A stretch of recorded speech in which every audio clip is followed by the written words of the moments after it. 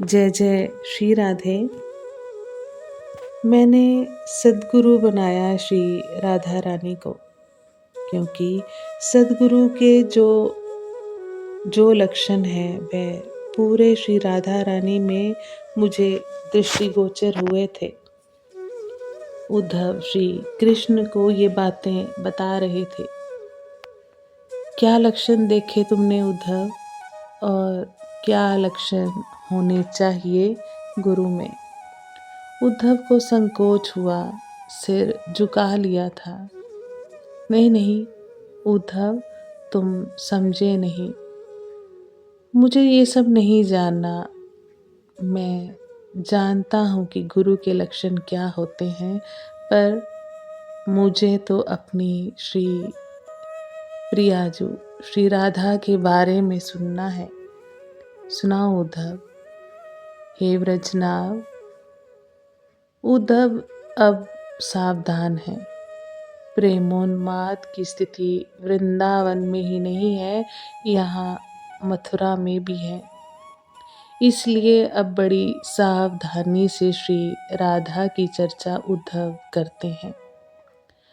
महर्षि शांडिल्य इस चरित्र को बड़े प्रेम से सुना रहे हैं, और यदुवंशी श्री कृष्ण के ही परपौत्र व्रजनाभ सुन रहे हैं, क्योंकि ज्ञान, कर्म और भक्ति, इन तीनों का सम्यक बोध होना आवश्यक है सद्गुरु को। और मैंने पाया कि प्रेम की उस उच्च अवस्था में ज्ञान, कर्म और प्रेमा भक्ति की ऊंचाई का प्रत्यक्ष दर्शन मुझे हुआ। हे गोविंद, मैं आपको क्या बताऊं? ज्ञान की ऊंचाई है वह तुम हो। मैंने श्री राधा रानी में ज्ञान की सर्वोच्चता का दर्शन किया और ये समझा कि प्रेम की ऊंचाई में ही ज्ञान की ऊंचाई विद्यमान है। श्री राधा की चर्चा को कृष्ण सुन रहे हैं और उन्हें बीच बीच में कंपन भी होने लगता है, उन्हें रोमांच हो उठता है। कैसे? कुछ उदाहरण है तुम्हारे पास?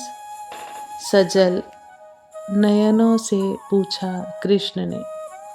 हाँ, है ना मेरे पास। उद्धव इधर उधर टटोलने लगे।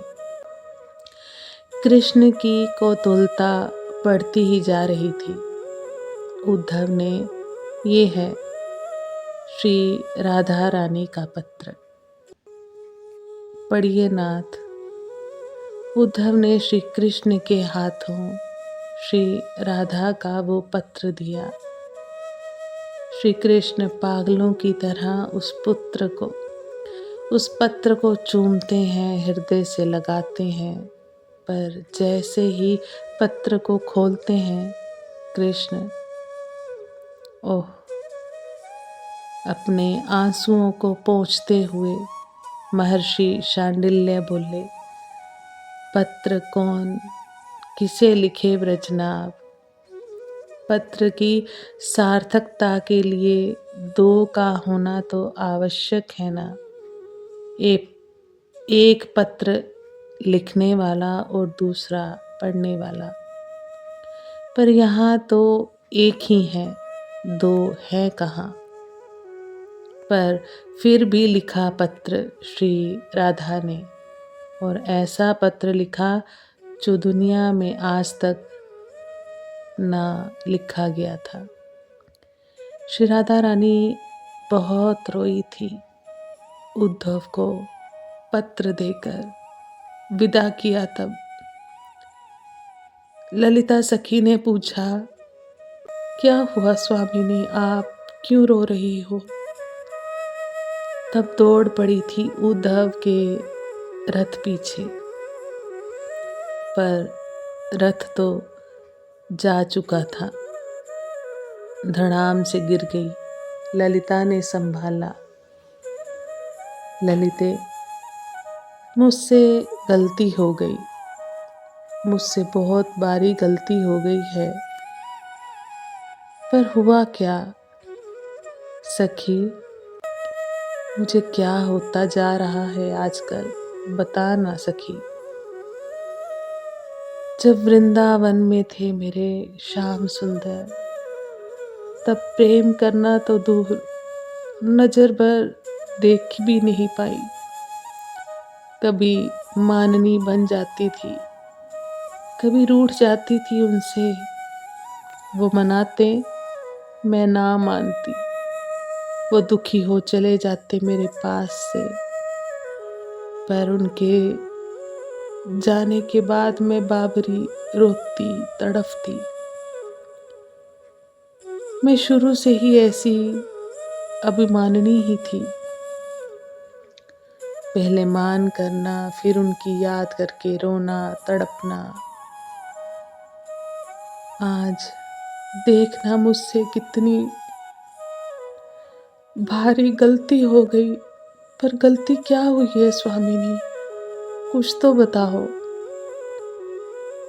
तब श्री राधा रानी ने कहा, पत्र खोला श्री कृष्ण ने, किंतु जैसे ही पत्र को खोला, ओह, श्री कृष्ण तो हाँ राधे, हाँ मेरी राधे कहते हुए मूर्छित हो गए। उद्धव ने संभाला श्री कृष्ण को। पत्र में कुछ नहीं लिखा था, हाँ कुछ अक्षर लिखे थे, पर वो अक्षर भी आंसुओं में घुलकर बह गए थे।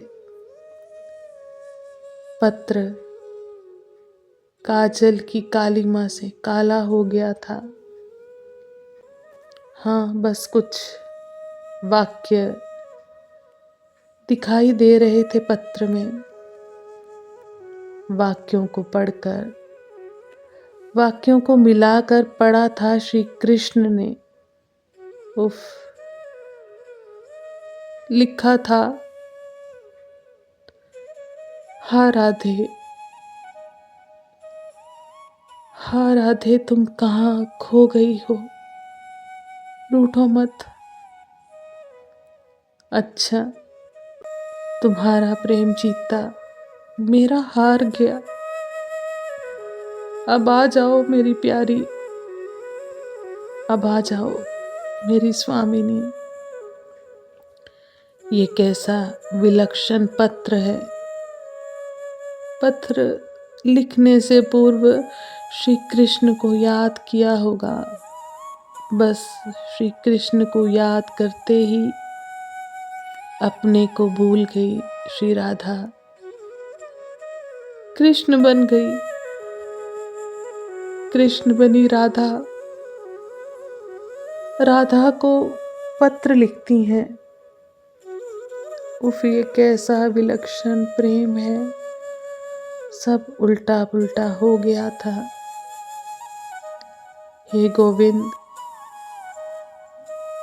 जिस स्थिति को पाने के लिए हम ज्ञानियों को क्या क्या नहीं करना पड़ता, पर श्री राधा सहज प्रेम से उस उच्च स्थिति में स्थित है। धन्य है, धन्य हो उद्धव जी कहते हैं। फिर कैसे नहीं बनाता मैं उन्हें अपना गुरु। देहातीत महापुरुष सहज नहीं मिलते, पर आपकी कृपा से मुझे बड़े बड़े महापुरुषों की भी आराध्य श्री राधा रानी गुरु के रूप में मिली। उद्धव इतना बोलकर चुप हो गए थे।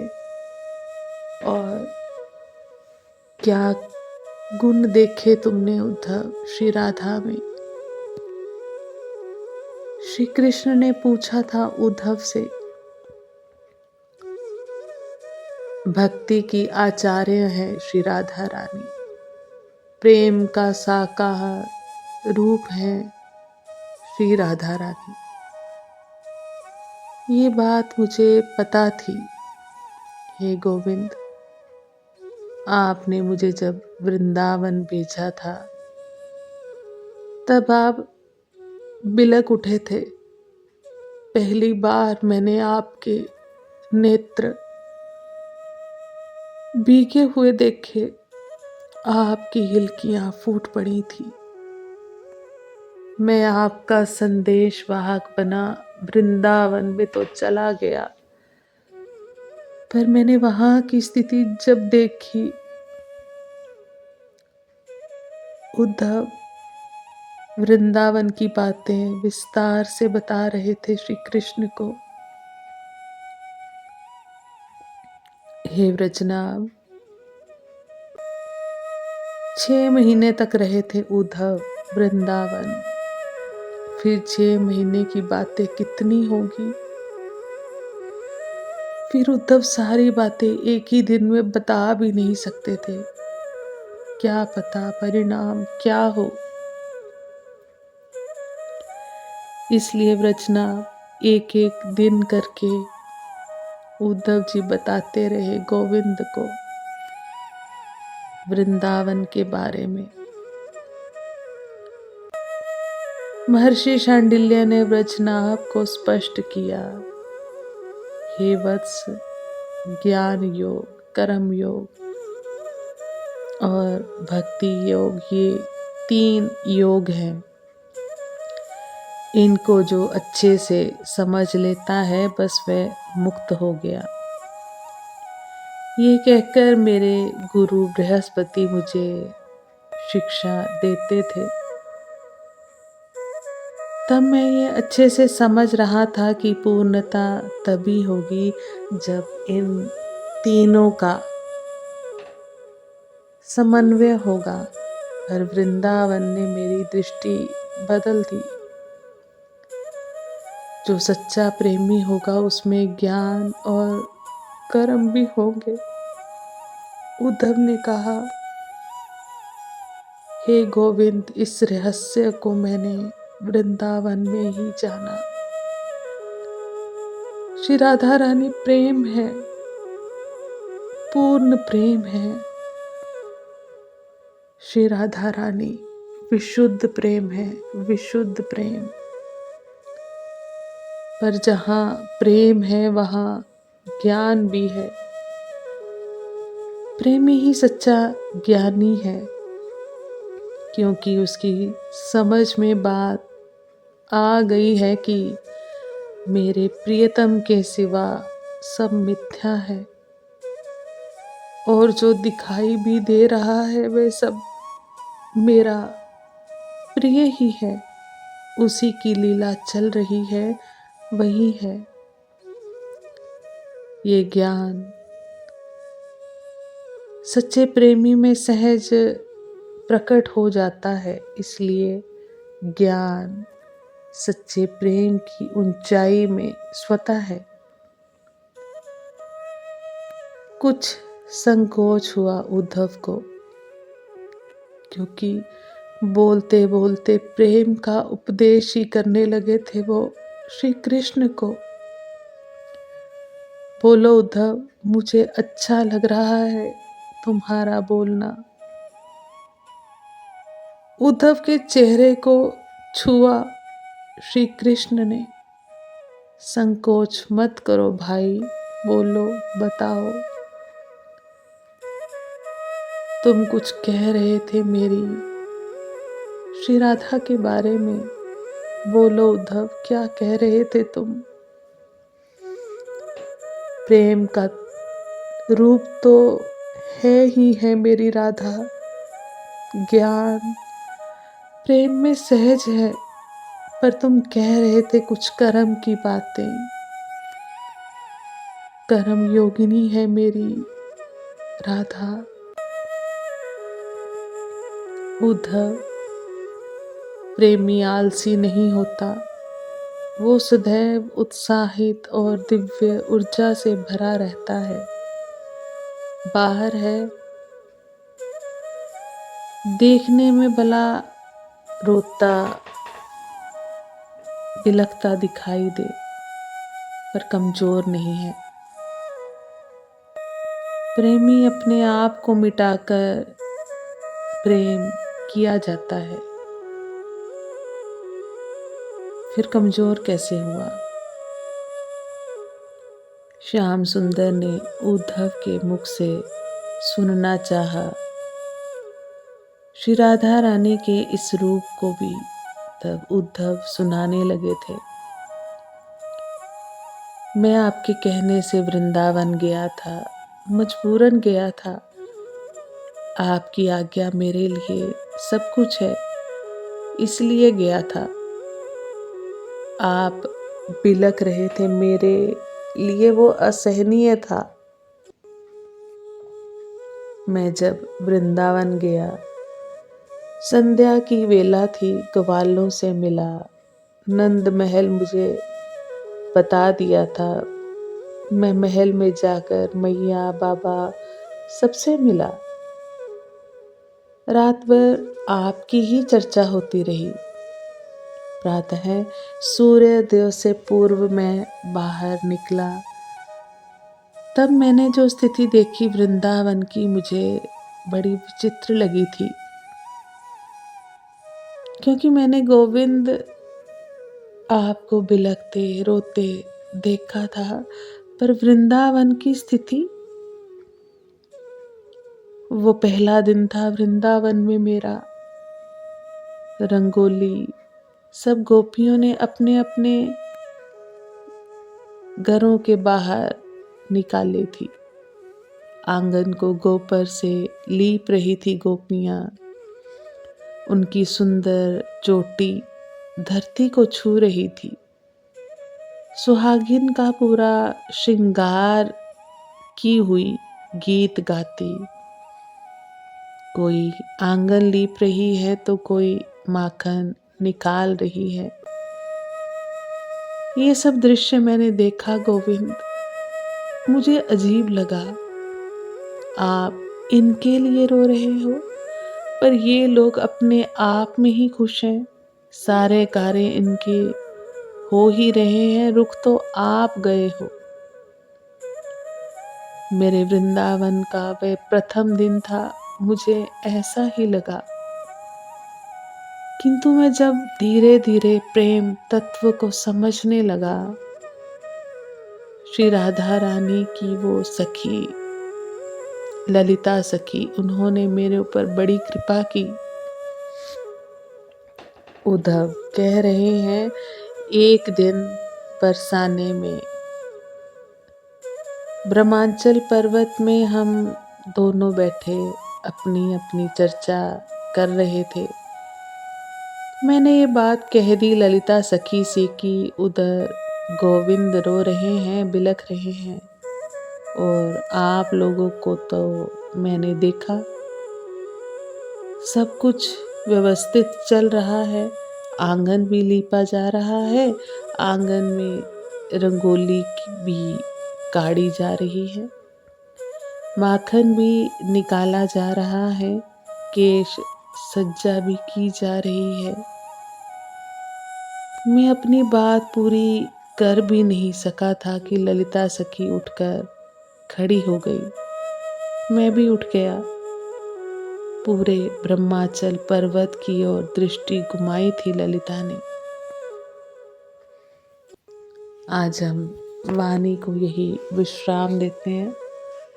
महाराष्ट्र की कृपा से हम आगे भी इस प्रसंग को चर्चा करने का, बढ़ाने का प्रयास करेंगे। आप सभी वैष्णव जन को श्री हरिवंशी श्री सद्गुरुदेव भगवान की जय हो।